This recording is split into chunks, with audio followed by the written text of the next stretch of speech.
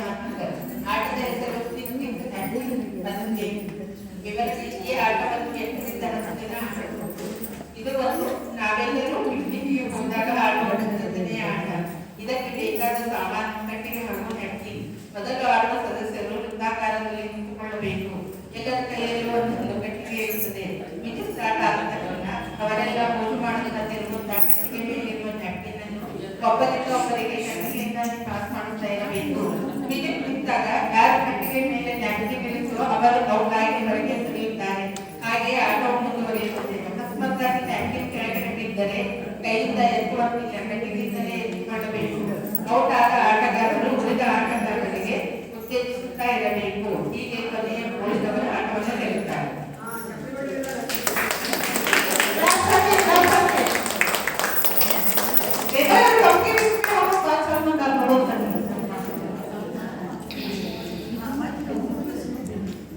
ಇದು ಇದರಲ್ಲೇ ಬರುತ್ತೆ. 10 ಮಿನಿಟ್ಸ್ ಅಲ್ಲಿ ಗಟ್ಟು ಮಾಡ್ತಾರೆ.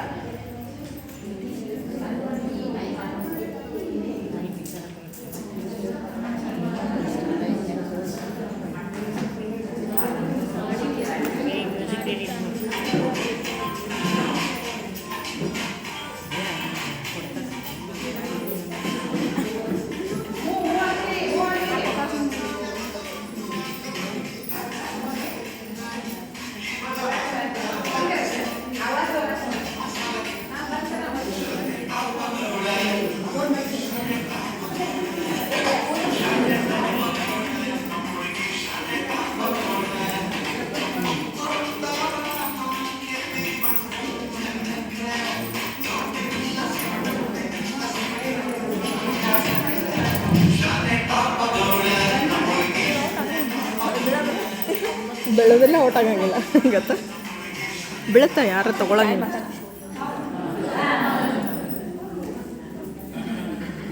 ಮ್ಯೂಸಿಕ್ಗಿಂತ ಯಾರ ಕಡೆ ಇರ್ತದೆ ಅವ್ರು ಔಟ.